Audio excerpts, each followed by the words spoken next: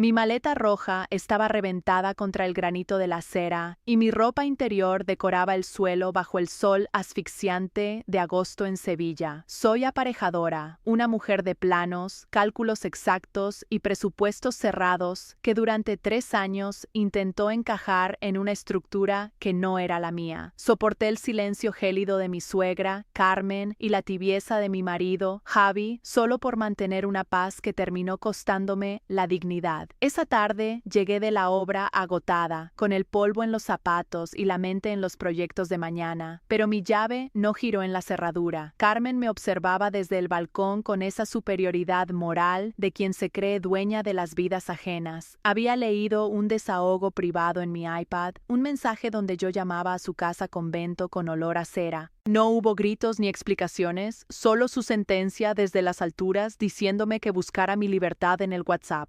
En ese momento, viendo mi manual de estructuras de hormigón tirado en la calle, algo se quebró dentro de mí para siempre. No sentí ganas de llorar, sino una claridad clínica y gélida. Entendí que nunca fui parte de esa familia, sino una pieza de mobiliario que ya no resultaba cómoda. Me senté sobre mi maleta rota y supe que el juego acababa de cambiar. Durante meses viví en un simulacro de hogar. Mi nómina de aparejadora entraba en la cuenta común como si fuera agua bendita para los caprichos de Carmen. Ella decidía el menú y yo pagaba las gambas blancas de Huelva. Javi decía que era lo justo porque vivíamos en el chalet de su madre. Yo anotaba cada transferencia en mi Excel de imprevistos. Me pedían que revisara las humedades del sótano un sábado a las 8. Lo hacía en silencio mientras ellos desayunaban tostadas con manteca colorá. Me trataban como a una empleada cualificada que además pagaba por trabajar. Yo veía cómo Carmen guardaba los tickets de la compra que yo financiaba. Luego le pedía dinero a su hijo por los mismos productos. Era un sistema de drenaje emocional y financiero perfectamente diseñado. Observaba sus gestos y sus silencios cargados de reproches si llegaba tarde de la obra. No decía nada. Mi formación me enseñó que para derribar un muro primero hay que conocer sus fisuras. Ellos pensaban que mi silencio era sumisión. Yo sabía que solo era recolección de datos. La cena del martes fue el punto de no retorno. Carmen puso sobre la mesa un presupuesto de reforma para la cocina. Eran 12,000 euros de encimeras de cuarzo y muebles de diseño. Miró a Javi y luego me clavó sus ojos pequeños y gélidos. Dijo que como yo era del oficio me saldría más barato. Sentenció que mi ahorro para el máster cubriría el resto sin problemas. Javi asintió sin mirarme mientras masticaba su filete con parsimonia. Hablaban de mi dinero como si fuera un fondo de inversión familiar. Ellos eran los únicos beneficiarios de mi esfuerzo diario bajo el sol. Dijeron que era un sacrificio necesario para la familia. Carmen sonrió con esa falsedad que tienen las hienas antes de morder. Yo solo pensaba en que mi nombre no figuraba en ninguna escritura. Me pidieron que firmara el adelanto a la empresa de reformas al día siguiente. No sentí rabia, sino una curiosidad técnica por ver su desfachatez. Acepté con un movimiento de cabeza casi imperceptible. Y es aquí donde necesito que te suscribas al canal. Lo que hice a continuación fue legalmente impecable y moralmente devastador. Dime en los comentarios desde dónde me estás escuchando hoy. Necesito saber que no estoy sola en esta historia de traición. El calor de Sevilla empezaba a ser insoportable para todos. El silencio en el chalet de Nervión era tan denso como el aire de Sevilla a medianoche. Javi y Carmen se habían ido a cenar con unos tíos, dándome palmaditas en el hombro antes de salir. Piénsalo bien, Elena, me dijo él con esa condescendencia que ahora me revolvía el estómago. Me dejaron sola con los papeles de la reforma de la cocina sobre la mesa de comedor. 12,000 euros. Todo mi fondo para el máster de ingeniería de caminos transformado en encimeras de cuarzo para una casa donde ni siquiera aparezco en las escrituras. Me miré las manos todavía manchadas con un poco de polvo de la obra de la mañana. Siempre intenté ser la buena, la que no da problemas, la que suma y nunca resta. Pero esa noche, con el sudor corriéndome por la nuca, comprendí que mi bondad era el felpudo donde ellos se limpiaban el barro de los zapatos. Recordé la cara de Carmen el domingo pasado. Me llamó obrera, con ínfulas, delante de sus amigas del club, mientras me pedía que le sirviera más tinto de verano.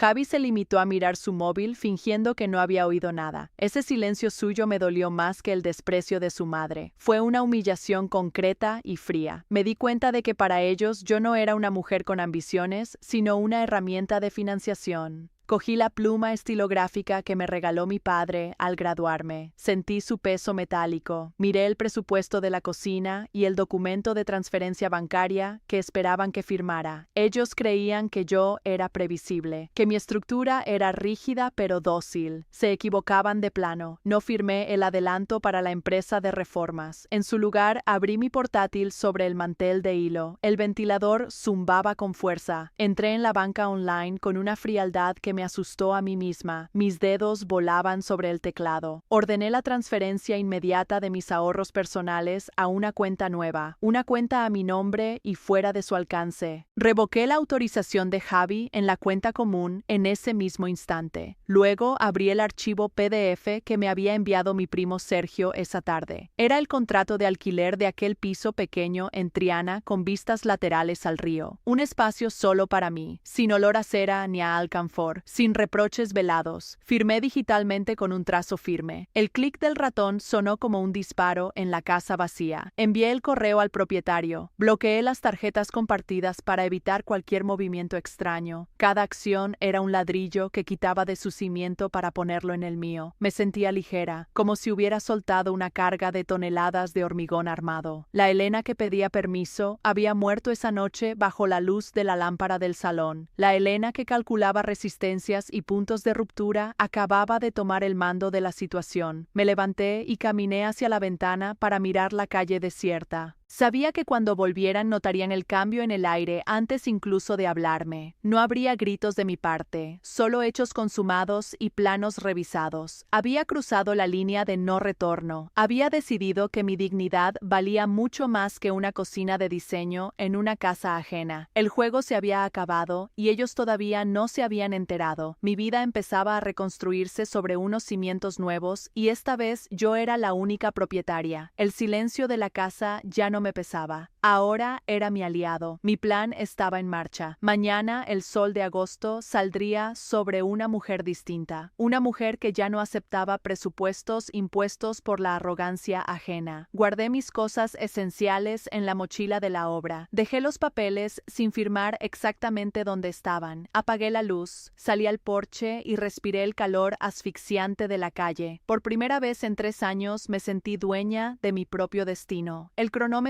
había empezado a contar para ellos. Para mí la libertad ya era un hecho. Amanecí con una ligereza que no conocía en 3 años de matrimonio. El sol de agosto en Sevilla entraba por las rendijas de la persiana como una promesa de fuego y renovación. No había rastro de la culpa que me había amargado el carácter durante los últimos meses de convivencia. Me miré al espejo del baño y vi a la aparejadora que sabe que los cimientos de su vida ya están listos para el cambio. Javi seguía roncando a mi lado, ajeno al terremoto que yo misma había provocado en nuestras cuentas. Ya no era mi compañero, ni mi refugio, ni mi amor. Era un obstáculo estructural que estaba a punto de esquivar con la precisión de un plano bien trazado. Bajé a la cocina y el olor a café recién hecho de Carmen llenaba el aire viciado de la casa de Nervión. Ella me miró con una amabilidad impostada que me provocó náuseas instantáneas. Buenos días, Elena. Espero que hoy tengamos por fin buenas noticias de la reforma de la cocina, dijo mientras acariciaba con sus dedos cortos el catálogo de encimeras de lujo. Yo asentí con una suavidad mecánica, casi robótica. Me serví una taza y sentí el calor de la porcelana en mis manos. Era el primer café de mi nueva vida secreta. Por dentro, mi Excel mental gritaba victoria en cada celda. Los 12.000 euros de mis ahorros personales ya no estaban en esa cuenta compartida donde ellos metían la mano sin permiso. Estaban a salvo, blindados en una entidad nueva donde Carmen no tiene poder. Mi primo Sergio ya tenía los documentos preparados para la rescisión de cualquier compromiso legal, pero ellos no veían nada de eso. Solo veían a la Elena de siempre, la que agacha la cabeza ante la las exigencias de la suegra, la que paga religiosamente las facturas de una casa donde ni siquiera figura su nombre en las escrituras. No sospechaban que la hormigonera emocional ya no trabajaba para sus caprichos. Saboreé cada trago de ese café amargo, como si fuera un elixir sagrado de despedida. Carmen empezó a hablar con entusiasmo del color de los azulejos para el salpicadero. Decía que el blanco roto daría más luz a este convento, como yo lo llamaba en mis mensajes privados. Yo la escuchaba con una atención fingida, tomando notas rápidas en mi agenda de piel. En realidad, estaba repasando mentalmente la lista de mis pertenencias más queridas. Lo que no cupiera en mi maleta roja esa misma tarde se quedaría aquí como un tributo a mi pasado de sumisión. No sentía frío a pesar de que el aire acondicionado funcionaba al máximo rendimiento. Sentía una claridad gélida, casi quirúrgica, que me recorría la columna vertebral. Cada palabra que salía de la boca de Carmen era un recordatorio necesario de por qué mi decisión era la correcta. Ella creía que me había doblado el brazo con su chantaje financiero y sus aires de gran señora de Sevilla. No sabía que yo ya le había cortado el suministro de mi paciencia y de mi esfuerzo diario. El silencio era mi mejor arma estratégica y la estaba empleando con una precisión absoluta de arquitecta. Mi estructura personal ya no tenía grietas.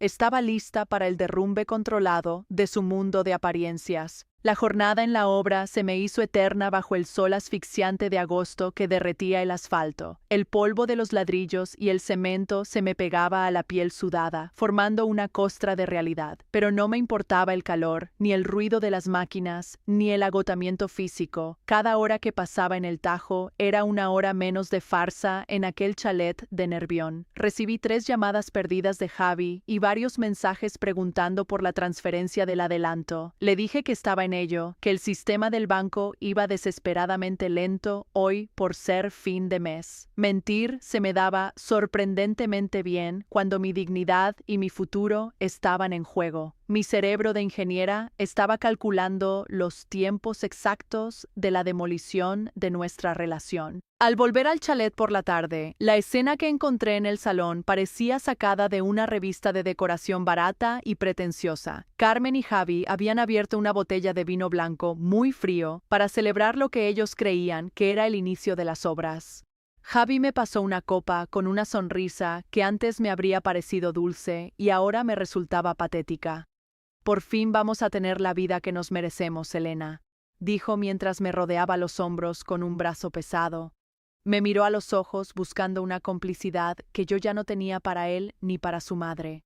Solo vi a un extraño ambicioso que vivía a costa de mi sueldo. Me limité a sonreír de vuelta, un gesto vacío y ensayado que él interpretó como cansancio típico del trabajo en la construcción. Carmen brindó por la familia unida y por lo que ella llamaba decisiones inteligentes y maduras. Se refería a mi dinero, por supuesto, ese fondo para mi máster que ella consideraba suyo por derecho divino de suegra. Decía que ahora que la cocina estaría preciosa, podría invitar a todas sus amigas del club para presumir. Quería restregarles lo bien que le iba a su hijo querido gracias a la mujer que tenía al lado. No me incluyó realmente en su visión del futuro, pero me pidió que le rellenara la copa vacía. Lo hice sin decir una sola palabra, disfrutando del poder que da saber algo que los demás ignoran por completo. Observaba sus caras relajadas, su convicción absoluta de que me tenían bajo un control férreo. Javi hizo entonces una broma pesada sobre mi ambición profesional de ser ingeniera de caminos. Dijo entre risas que con esta cocina nueva y moderna ya no me haría falta estudiar tanto por las noches, que una buena esposa prefiere estar cómoda y tranquila en su hogar que manchándose en una obra. Los dos se rieron con ganas, como si fuera el chiste más ingenioso y gracioso del mundo. Fue el momento de mayor desprecio que he vivido. Yo solo pensaba en la llave metálica del piso de Triana que quemaba dentro de mi bolsillo del pantalón, en el contrato de alquiler ya firmado que me daba un techo propio frente al Guadalquivir, lejos de sus juicios. La estructura de su mentira familiar era tan frágil frágil que daba pena verla desde mi posición de ventaja. Ellos brindaban con vino caro por un futuro de cuarzo falso y muebles de diseño en una casa de papel. Yo brindaba en silencio absoluto por el hormigón armado de mi nueva libertad recuperada. El cronómetro de su humillación ya había empezado a contar y mi salida iba a ser tan limpia como un plano recién impreso. El domingo el aire de Sevilla pesaba como el plomo y Carmen decidió que era el momento de lucirse ante sus hermanos. Organizó un almuerzo en el salón del chalet de Nervión para presumir de su nuera aparejadora y de su próxima cocina de lujo. Me sentaron en el centro de la mesa mientras el sudor me bajaba por la espalda, bajo el vestido de lino impecable. Todo era una farsa orquestada, donde yo era el trofeo financiero que debía pagar sus delirios de grandeza frente a la familia. Carmen se limpió los labios con la servilleta de hilo y soltó la bomba informativa con una sonrisa de suficiencia. Dijo que su amigo don Alberto, el abogado, pasaría mañana por la tarde para validar los contratos de la reforma integral. Quería que él revisara letra por letra las cláusulas que yo supuestamente ya había cerrado con la empresa de construcción. Sentí una descarga eléctrica recorriéndome la nuca, pero mantuve los cubiertos firmes sobre el plato de porcelana de la herencia.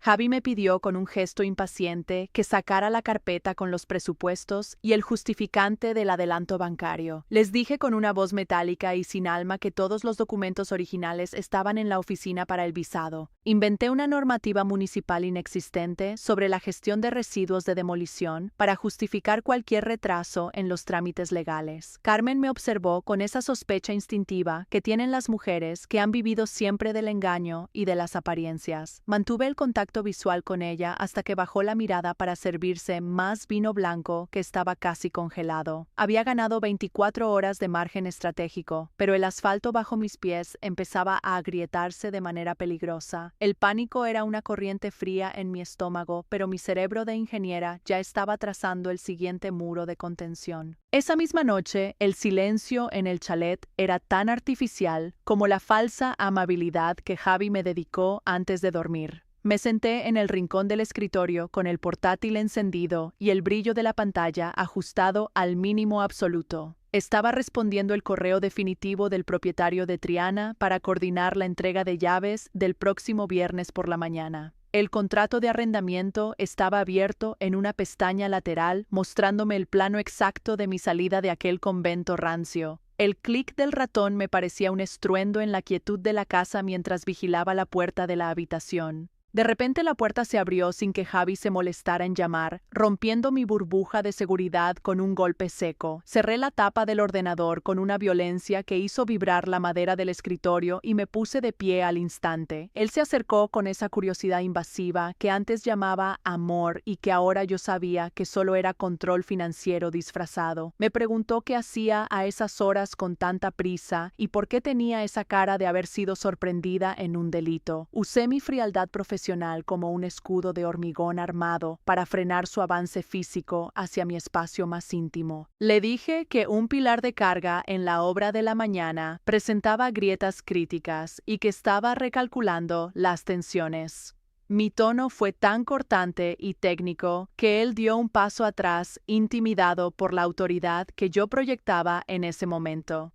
Se marchó murmurando que me tomaba el trabajo demasiado en serio y que debería relajarme ahora que íbamos a reformar la casa.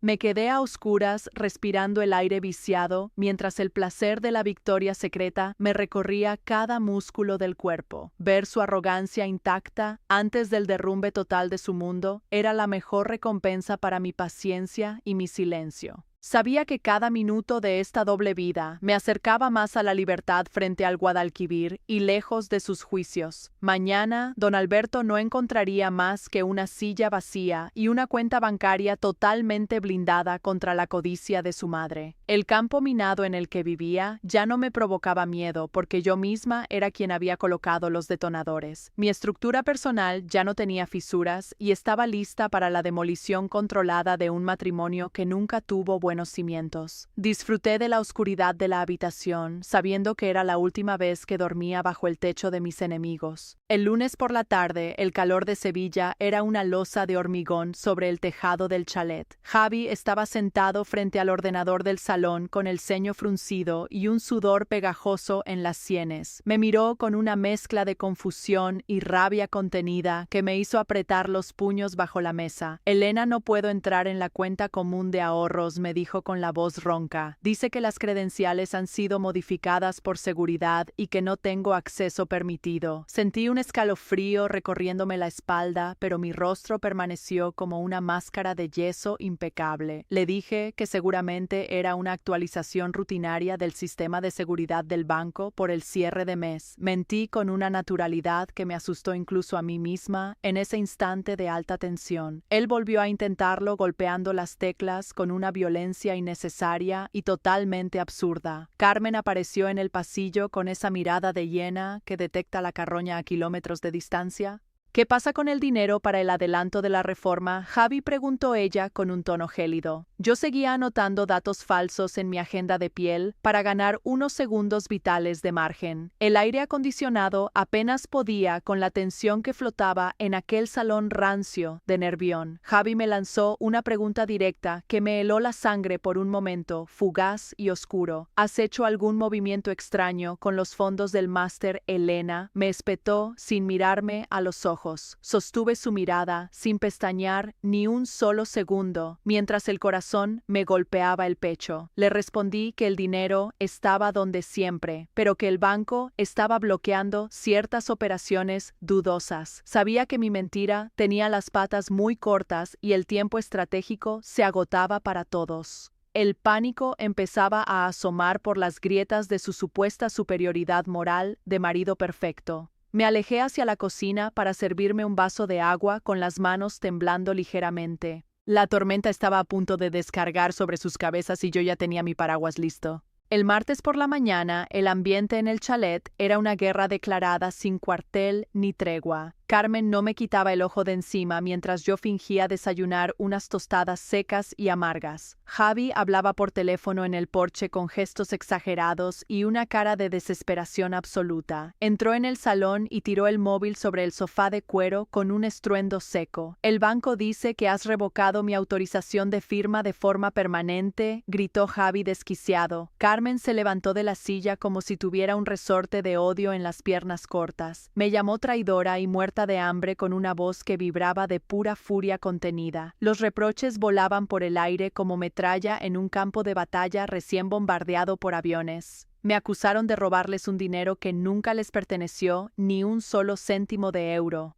Yo me mantuve en silencio absoluto, observando cómo su estructura familiar se desmoronaba ante mis ojos claros. No había vuelta atrás, ni espacio para las disculpas o las negociaciones falsas de última hora. En ese momento exacto sonó el timbre de la puerta con una insistencia casi violenta y rítmica. Carmen abrió esperando a don Alberto el abogado para cerrar el contrato de la cocina de lujo. Pero en la puerta de madera noble no estaba el abogado con sus papeles de seda. Era un oficial de justicia con una notificación oficial de medidas cautelares por coacciones graves. Javi se quedó pálido al ver el membrete del juzgado en aquel sobre blanco y frío. La cara de Carmen se transformó en una máscara de terror absoluto al leer las primeras líneas. El banco acababa de enviar un correo confirmando la transferencia total de mis ahorros personales protegidos. La cifra de 0 euros lucía en la pantalla del salón como una sentencia de muerte financiera. El descubrimiento era inevitable y el desastre para ellos era total y absolutamente irreversible en este punto. Mi maleta roja ya estaba en el maletero del coche esperando el primer viaje hacia Triana. El olor a cera del convento se disipaba ante el aroma de mi nueva libertad conquistada hoy. Había derribado su muro de arrogancia con la precisión de una carga de demolición muy controlada. El juego de sombras se había terminado para siempre y yo era la única superviviente en pie.